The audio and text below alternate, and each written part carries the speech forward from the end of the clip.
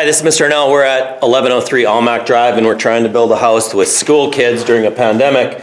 And, well, anyways, I just walked in the house, and I noticed it was a little cold in here. And I'm like, brr, because I'm in the basement, and it's supposed to be like 55, 60 degrees, and it feels a little warmer than the outside, but not too much. So I walked over to the furnace, so we're going to walk over there. Okay, I walked into the furnace room here, and this is called the furnace, or really it's called the boiler, because it boils antifreeze or water, and it sends it through lines. Because in this floor, if you were with me last year, we put tubing in the floor, and so antifreeze runs through those tubes right down here from the boiler, right here. And there's all kinds of soldering that needs to be done here. And then it has a motor right there, and the motor pushes this antifreeze, or you could put water into the system. But if water freezes, like if it got cold, like I left for the winter and this happened right here, I would come home and my house likely would be really in the hurt box. You'd have to maybe jackhammer your floor, because when water expands, when it freezes, it expands, so it would expand these pipes and burst them, possibly in this slab or right there, and it'd be very hard to splice into tubes that aren't very long to begin with. So that's why I would run antifreeze if I was me. So why is that flashing? How would I do this? So right here, there's a reset button right there. I haven't read the directions, but you could try that. And so I'm going to do that right now. I'm going to hit the reset, okay, which I did. And now it's going to try to fire back up again. But I don't think that this is going to solve the problem, because to be honest with you, I saw this thing flashing last night when I left, and I thought, that's weird. So I actually unplugged it over there. I installed an outlet from my panel. And I have a video, but I never finalized it and sent it out. But I put an outlet over there, I unplugged it, bloop, and then I plugged it back in to reset this. Then I took off yesterday, but yesterday was like 36 degrees. And down here, it was still warm down here. So what I'm gonna do is I'm gonna go outside, because I think there might be a problem outside. Because with this furnace, it sucks in, let's say in one of these pipes, one sucks in fresh air from the outside to allow this to combust and do its thing, because I would guess you need oxygen and gas, you know, and then there's like, it's like a motor in there really, I would think, for those of you motor heads. And this is natural gas coming in, boom, but you need air and you need spark, I would think, to get this thing going. So, and then the other one is the exhaust, boom, and it goes out and it exhausts just like a muffler on your car, I would think.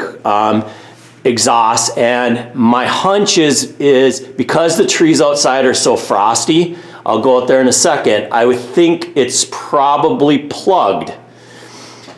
And so we're going to go outside and take a look at our intakes and exhaust and see what we got going there. And you have to keep them clear of snow, clear of ice, clear of icicles, etc., because this is a fancy machine right here, and this fancy machine senses it's not sucking or it's not blowing out exhaust, and it will shut off. Otherwise you might possibly die, I would guess, if you read this. See that? Kapow, and you would die.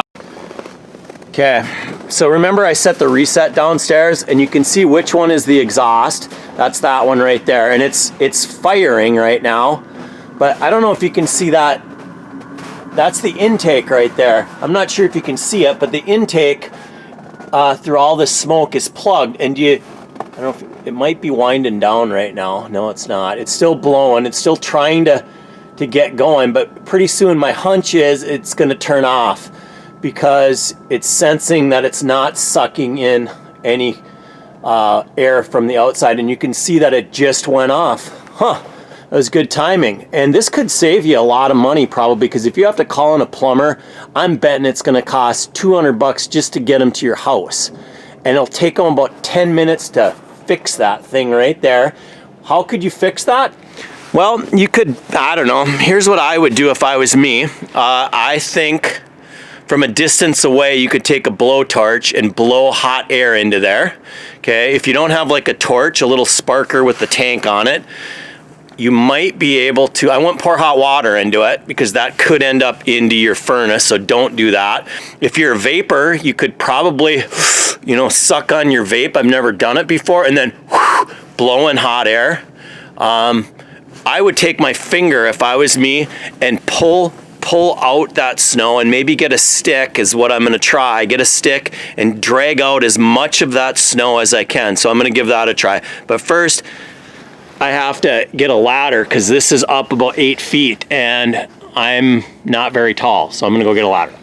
Okay, I got my trusty ladder set up and I'm going to climb up this ladder right now. I have my mittens right there because it's cold out. If you look around, it looks like a winter wonderland. It's frosty. It's cold today. It was warm yesterday and I think it's going to heat up. But as I look into this intake, you see how you can't see in there very well, and it's not sucking the air that it's supposed to through this 2-inch pipe right here as I put my finger around it. So this is a problem. One of the problems too is there's no elbows on this. I should have a 90-degree elbow on both of these, putting them down. And I think that's part of the problem, why because it sucks it straight in.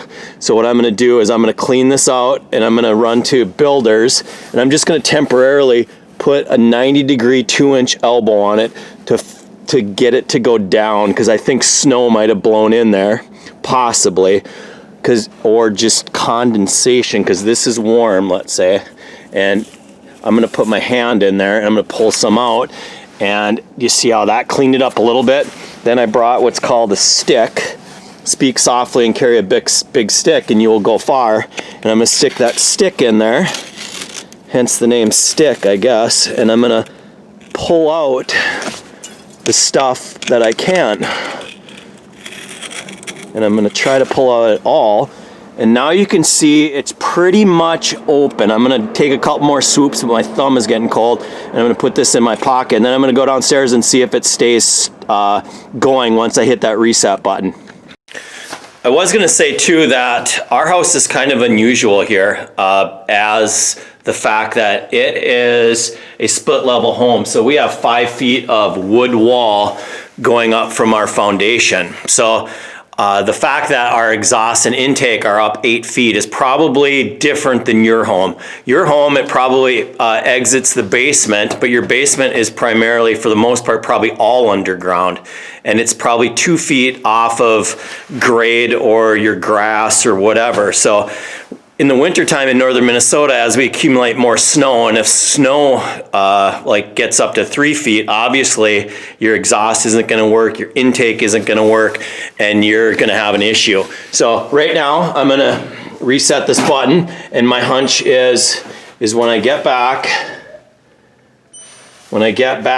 because I have to run an errand, when I get back, my hunch is this is going to continue to go, and I'm going to pick up 2 of those elbows. 90 degrees, and then I'm going to put those on, but I'm betting it's going to be nice and toasty in here shortly. But it takes a long time. Also, when I say shortly, I kind of lied, because it takes a long time to heat up this concrete mass. And that's one good thing about in-floor heat, is it holds its heat, but once you lose the heat, it doesn't come back quickly. It comes back slowly, but it'll hold the heat for a long time, and it doesn't take much energy to keep it hot. So that's why they're energy efficient homes. And so that's just that. All right, we'll come back in a few minutes, everyone, or after my errand. Thanks. Hi, I'm back from the Lincoln Park District in downtown Duluth, and I came back, and wada boom, wada bing, our furnace is going, and I'm gonna go out and put those 90s on. And this has been about an hour. Okay, I'm outside. You might be able to see the exhaust coming out of that right-hand pipe right there. And what I'm gonna do is I'm gonna put these 90-degree elbows on this PVC pipe, and normally I would cut these off to the same length, but I'm gonna wait till my plumber does this, because this is like the only thing we hire out is our plumbing. So I'm just gonna like press these on for now, and I think it's gonna solve our problem. All right, thanks for watching, everyone.